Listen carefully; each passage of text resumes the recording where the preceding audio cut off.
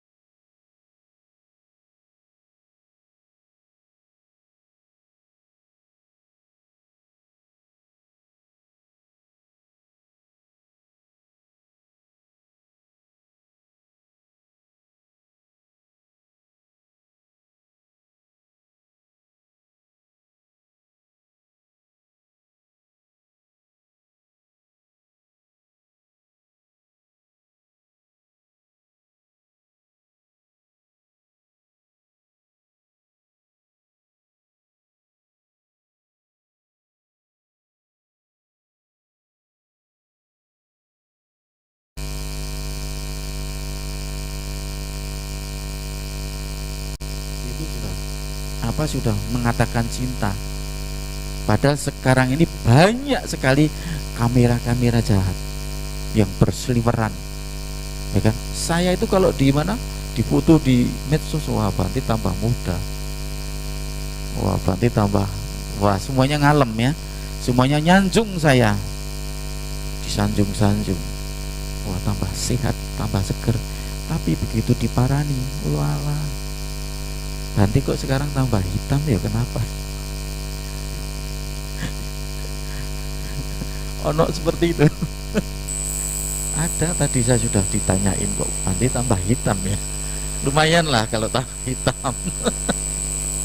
Tapi bukan ada ditambah, waduh Banti kok tambah gendut, waduh saya jadi, ya itu paling tidak nyaman kalau kalau di Banti tambah gendut. Bilanglah tambah cuangin gitu biar agak keren gitu loh ya. Kok tambah gendut ini ya. Tapi memang tadi saya juga sudah ngomong sama siapa ya, kalau nggak saya sama Bu Mega tadi ya, saya ini orang belikan kaos saya ini mungkin lihat dari terlalu dekat dengan saya. Jadi kalau ukuran double L kurang, ya kan, double L kurang, tambah lagi ada yang ada ya 4L. Jadi saya ini, badan saya itu mengikuti perkembangan kaos yang saya pakai, tidak terkontrol. Nah ini kok masih longgar, ya kan? Kok masih longgar ini? Tambah lagi size-nya. Lah kok masih longgar lagi, tambah lagi. Jadi saya bergabung dengan mak-mak yang hobinya masak ini. Oh Bantu masih kurus? Enggak, belum Bante. Selalu begitu. Karena kaos saya ini, kaosnya itu terlalu renggang. Jadi dipandang ini masih kendor. Nah, itulah satu proses perubahan. Ketika remaja ini seperti itu, remaja itu kan biasanya jaga badan, ya kan? Siapa tahu nanti ada cowok yang melirik, kan begitu namanya, normal ini. Ini adalah tradisi budaya kehidupan, proses kehidupan itu seperti itu. Mau menarik, mau berpenampilan yang necis, ya kan? Mau berpenampilan yang wah lebih, badannya bisa dilihat, badan kok lurus saja, ini badan model apa kan begitu. Nanti dikira wah ini pintu, nak dibuat pintu bagus ini karena lurus. Ya Pak Chandra ya. Ini kalau kayu ini buat, kalau lurus dibuat pintu, buat bangunan tuh enak. Kalau bodi manusia lurus, badan kita ini lurus seperti saya ini, ya rasanya tadi makanya saya kui itu baca Pak Sepafu, ya kroso ini rasanya kok mau lepas nih tempurung saya ini ya. Saya pikir-pikir lah ini mungkin size saya, berat badan dan saya ini yang semakin berat. Ini sebuah ketika sudah remaja biasanya ya, ketika remaja, setelah remaja menemukan pasangan hidupnya, biasanya seperti itu kan, pilihannya banyak ya kan. Kalau beda dengan yang sudah tua-tua, yang saya nggak harus ngomong tua atau bagaimana ya, yang sudah punya aja ya, berbeda dengan yang sudah punya pasangan, pilihannya cuma satu, sing paling cantik adalah istri saya kan begitu ya Pak Chandra ya. Yang paling ganteng itu ya bojoku, itu paling ganteng, karena pilihannya cuma satu. Ini remaja wah, lihat yang sana kok lebih, yang sana kok kok mantap, di sana waduh ini orang dia pas-pasan tapi dia mau bekerja, semangat ya kan, dia mau berkarya. Jadi pilihannya itu beribu-ribu pilihan, sehingga nanti ketemu satu lah, itu pilihan satu. Kalau sudah milih ya permanen, tidak boleh milih lagi. Ingat-ingat ya bapak-bapak sama mas-masnya itu ya, kalau sudah punya pilihan satu ya milih satu. Kalau sudah punya pilihan satu milih lagi, anaknya apa? Gegeran. Nggih napa nggih? Ya atau ya? Sudah punya satu ya satu pilihannya.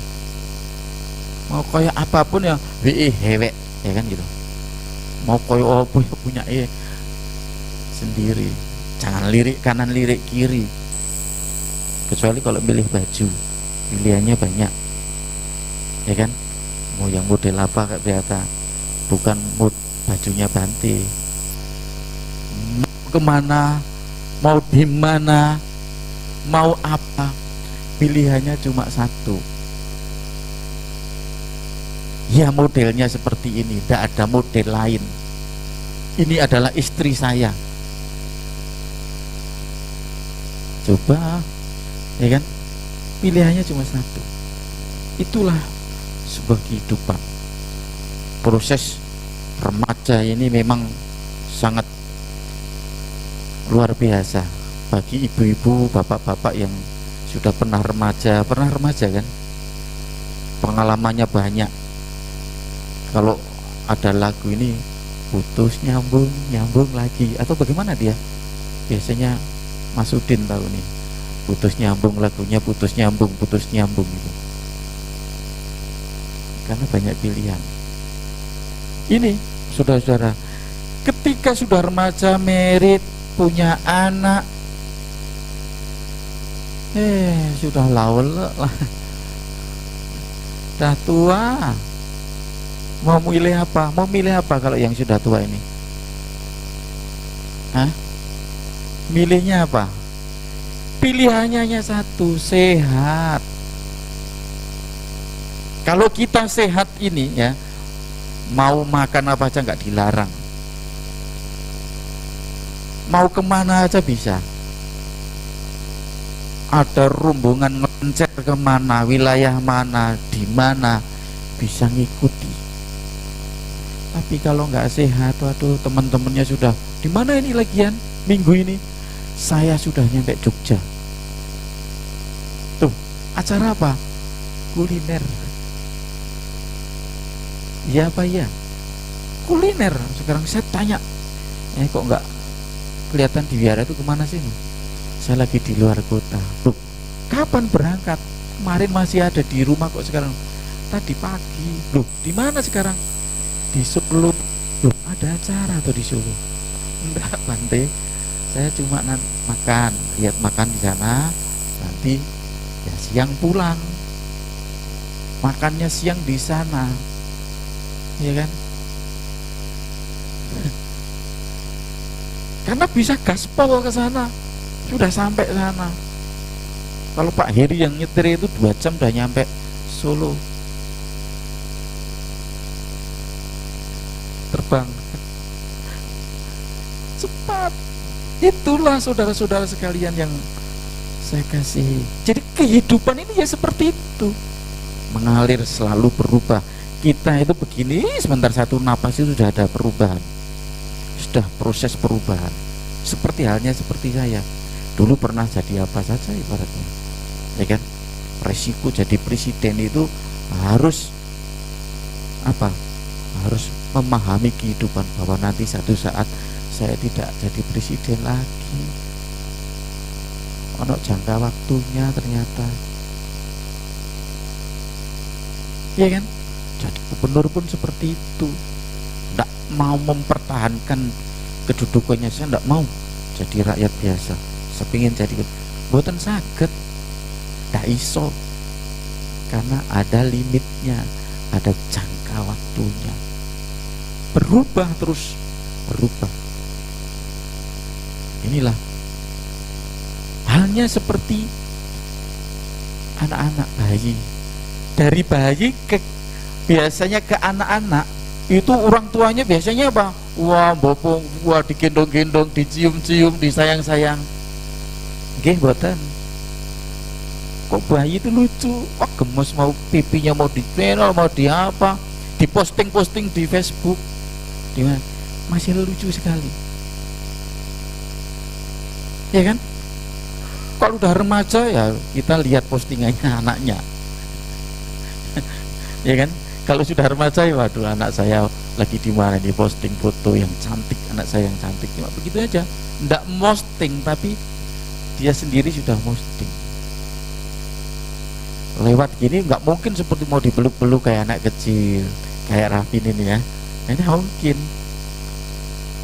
Kalau dipeluk-peluk, dicium itu kalau bayi itu biasanya masih baunya itu masih natural. Iya tuh, masih ya gimana gitu, rasanya begitu. Saya hanya melihat saja. Kalau remaja ya sudah lain yang nyium ya. Kalau sudah tua apa? Kong jangan deket-deket, keringetnya bau ini lo kok deket-deket, kok mandi dulu baru deket. Ya ada gitu ya anak-anak, wah namanya engkong emak, wah pengen kangen, namanya kangen rindu dengan apa, dengan cucunya, dateng langsung peluk, langsung bopong anaknya. Waduh, ampun engkong ini mandi dulu, nyuruh mandi dulu. Nah remaja biasanya ndak lepas wah parfumnya, begitu lewat aja waduh ambune rek wanginya. Tapi kalau sudah mak-mak apa? Ya seperti itu, mandi dulu, ambune remason.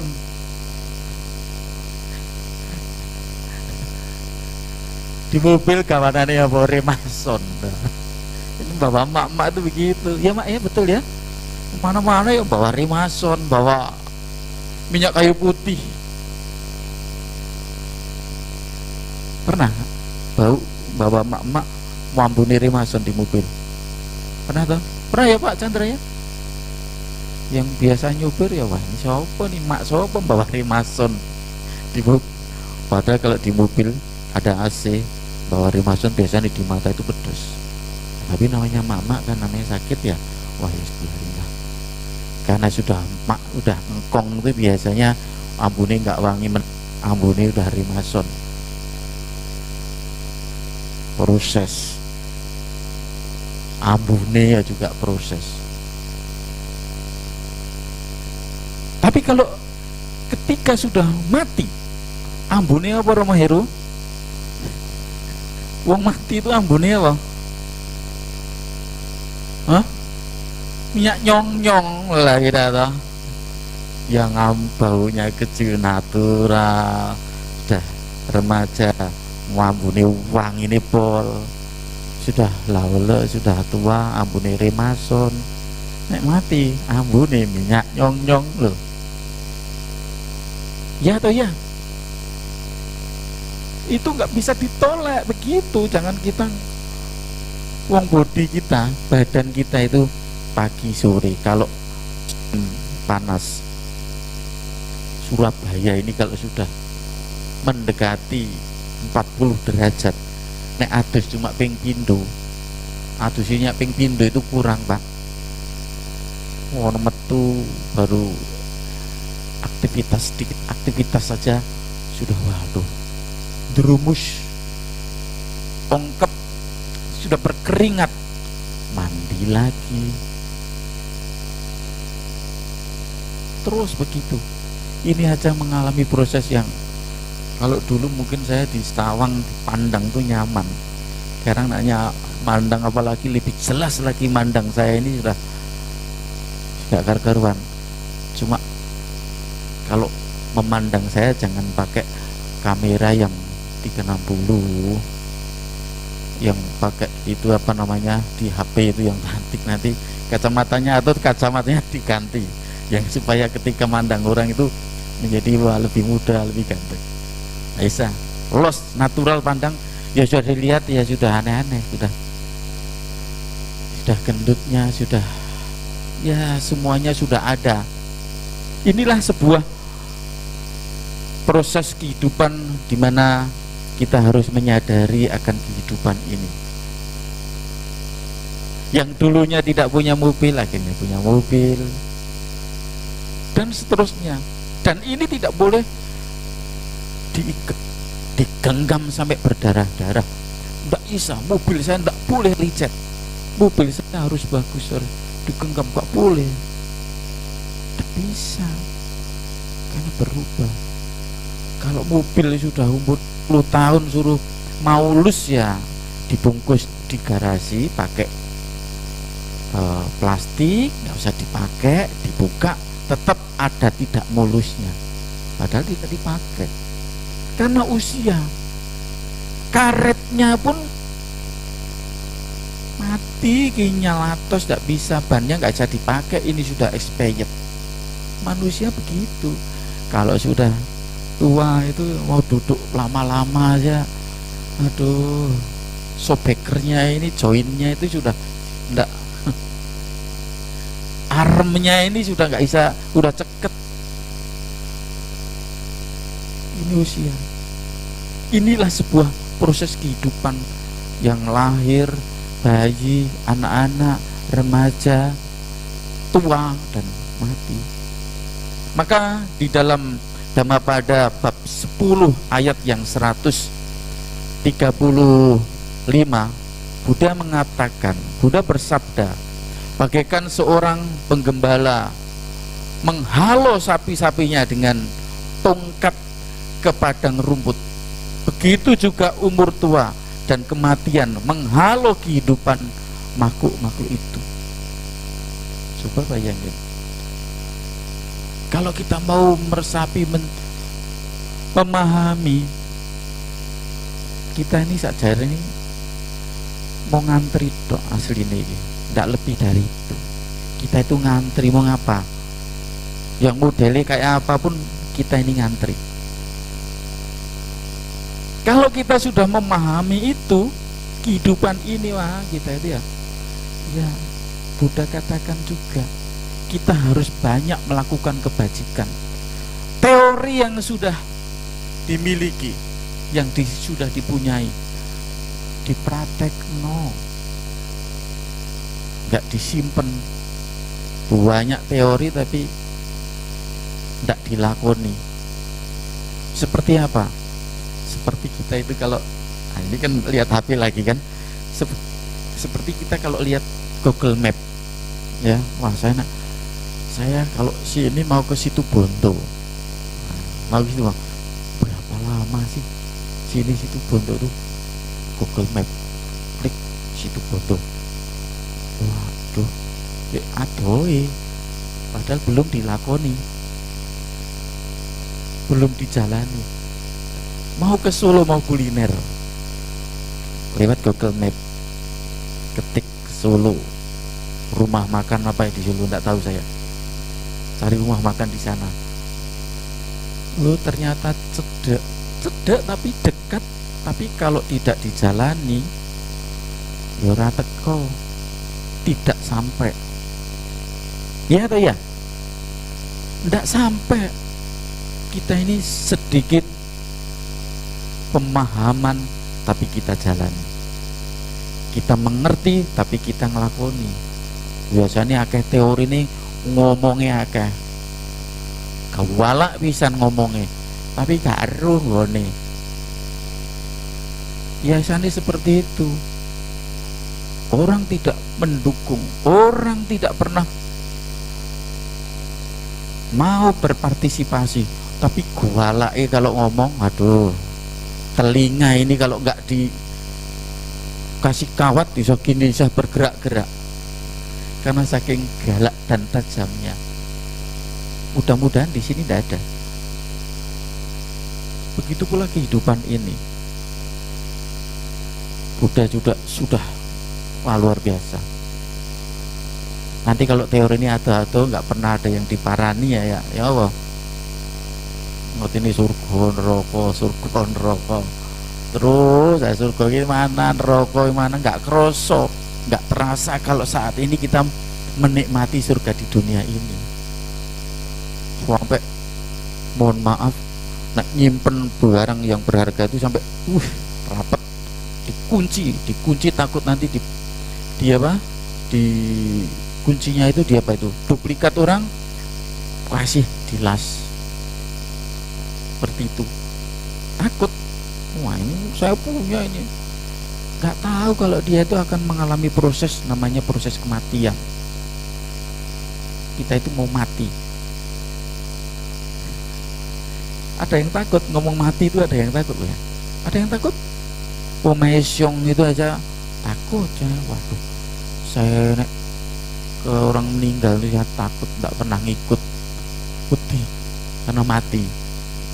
Tapi nek pesta ya nggak diundang tuh, pengen dijak koncone, ayo ikut aku, soalnya bojoku gak melok lagi ning luar kota, ayo koncoin aku, ya ayo karena pesta. Ono sing ngono iku ada Pak Une? Mudah-mudahan nggak ada seperti itu. Saking waduh, nggak tahu ketika kita meninggalkan dunia yang fana ini, sangune cuma apa? Yang dilas, yang dikunci tadi, boten, tidak kebajikannya. Kadang saya bilang, saya ini kalau nggak nikmat sekarang mau kapan? Misalkan tantenya ya punya uang, tak simpen, tak deposito, tak apa. Saya pikir ya untuk apa, nanti saya mati siapa sih nikmati? Wah, nanti orang itu nikmati, ya sudahlah. Punya uang ya untuk kebajikan, ya untuk bahagia kita, untuk mudah kita. Kan seperti itu hidup itu. Anak ini kan bergantung orang tuanya. Sekarang masih manut dengan didikan yang bagus, mau melepas, mau bersimpati dengan orang. Wah, ini mau sekolah minggu, nanti ada dana paramita, sangu 10.000-nya itu dikurangi, yang 3.000 untuk apa, dana paramita sekolah minggu, yang 7.000 untuk sangu ke sekolah. Nggak, oh nyo ini nanti ada dana paramita, nanti masuk ke kotak ya, masuk ke kantong dana paramita. Nah, duit wong tuane iku. Tapi kalau 10.000 dikurangi 3.000, itu haknya siapa? Haknya anaknya. Orang tua nggak bisa intervensi. Orang tua hanya mengarahkan, Justru ketika anak punya pemikiran seperti itu, waduh, orang tua no, Omi Tohut, anak saya sudah punya pemikiran seperti itu. Karena paramik itulah yang nanti akan bisa membuat hidup enak dan enak ini karena kebajikan kita, bukan karena disimpan di sana. Enak disimpan kalau tidak bisa menjaga hartanya orang tua ya 2 tahun habis. Apalagi kenal buak, kenal main, kenal falas, wah tidak sampai 1 bulan bisa amblas kalau tidak bisa jaga. Maka ibu bapak, saudara-saudara sekalian, ketika kita melihat perubahan dari siklus kehidupan ini, ya, dari kehidupan kita ini yang kita sadari, yang kita selalu sadar bahwa berubah. Dulu umur 40 tahun ke sana itu, ya, masih umur 30 sana, kita itu mau kemana, mau di mana, mau diajak naik gunung, mau apa, tenaga kita masih apa, masih mampu. Sekarang giliran sudah gocap ini ya,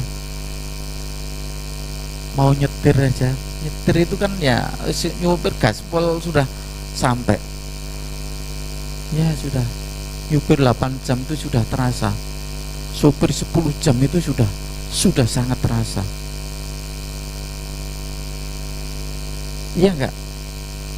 Nanti dulu tuh pergi mana 3 hari 3 malam los gaspol enggak apa-apa. Sekarang di 10 jam 12 jam itu sudah kroso wayahe kan gitu. Wong tua ya harus introspeksi diri kita, introspeksi diri sendiri. Enggak harus wah saya pengen ini pengen itu, pengen ya pengen, tapi lihat kemampuan kita. Karena manusia ini sebetulnya ketika mengalami proses sebuah kehidupan, sudah perubahan yang baik jasmani maupun perubahan pikiran, mental akan berubah. Dulu tidak pernah lupa, sekarang waduh lupa. Wis mangan pun ya ngomongi durung. Ono sing ngono. Mudah-mudahan yang nek tua kita enggak ya. Jangan-jangan yang sudah masih muda aja lupa udah makan ya belum makan. Mudah-mudahan yang tua, kita kalau tua ya ojo ngono gitu ya. Kita jangan lupa, kita lakukan kebajikan. Ayo terus kita seperti itu, melepas, belajar melepas. Melepas kemana? Wis nggak tahu saya. Pokoknya kita melakukan kebajikan dengan orang yang pas. Kepada seperti wihara ini, wihara Budayana ini masih bangun. Sebentar lagi ya Pak Chandra ya. Udah berapa persen? 95. Wah, 95%. Nanti kita pindah dari tempat ini ke tempat yang baru, yang sudah luas. Sekarang sudah lumayan banyak orang mengikuti puja bakti secara offline, secara jangan tatap muka nanti pinjol semua ya, face to face. biar agak keren dikit ya, face to face. Maka ibu bapak, saudara-saudara sekalian, dengan proses sebuah perubahan itu karena yang namanya manusia itu ada batin. Nah, kalau berbicara dengan batin, pikiran manusia itu ternyata manusia itu punya apa? Punya kesadaran, ya kan? Punya perasaan. Batin kita itu punya perasaan, ada rasa, ada punya rasa. Jangan perasa ya, punya perasaan. Jadi rosokan itu kesinggung didik ngambek, kena omongan sih nggak kepenak aja sudah nggak teko wihara, ya kan. Orang itu kalau sudah nggak seneng sama orang biasanya ngomong bener pun tetap nggak bener, begitu dah. Padahal itu betul, itu dhamma, benar itu. Tapi kadang nggak seneng ya wis lah. Nah udah nggak seneng itu ya wis tutup mata tutup telinga sudah, nggak usah dirungokne, nggak usah didengarkan. Padahal manusia ini berbicara batin itu punya yang namanya perasaan atau wedana, dan itu akan berubah. Perasaan itu, wedana ini akan berubah. Lalu punya apa? Pencerapan. Kalau udah dengar, oh mencerap, oh ini baik, oh ini tidak baik, oh ini betul, oh ini kalau dijalani mantap. Karena punya apa? Punya sanya, pencerapan. Lalu bentuk-bentuk pikiran, bentuknya macam-macam. Sankara itu bentuknya macam-macam. Dan juga ada apa? Winyana, kesadaran. Semua orang memiliki kesadaran. Maka di dalam menghadapi proses kehidupan yang berubah, ya, kita harus banyak belajar. Batin ini juga harus di sekolah dong, biar pintar. Kalau udah pintar, batin ini menjadi orang yang bijak. Karena perubahan, tak ono lahir langsung kumisan lu, ya ada. Kambing kumisan ya, kambing gitu lahir bisa sebentar lari. Tapi namanya manusia ini nggak ada. Begitu lahir langsung kumisan, lalu pakai baju najis, pakai jas, nggak ada. Proses perubahan, melalui proses perubahan, ya. Nah ya Bu ya, mudeng yang apa saya omongkan, saya utarakan. Nah ya, sebetulnya ini masih panjang. Kalau mau dikupas lagi itu panjang, karena waktu yang harus kita akhiri. Maka ibu bapak, saudara-saudara sekalian, nanti kalau ada waktu lagi saya bisa hadir di Wihara Budayana ini dan ada kesempatan untuk menyampaikan pesan-pesan dhamma ini, nanti bisa berseri, ya. Semoga sedikit apa yang saya sampaikan ini akan bisa dipahami, akan bisa dipraktekkan dalam kehidupan sehari-hari. Semoga para Buddha, para Bodhisattva dan Mahasatwa akan senantiasa memberkati kita semua. Sapi sata bawantu sukitata. Semoga semua makhluk hidup berbahagia. Sadu, sadu, sadu. Namo Sang Hyang Adi Budaya, Namo Buddhaya.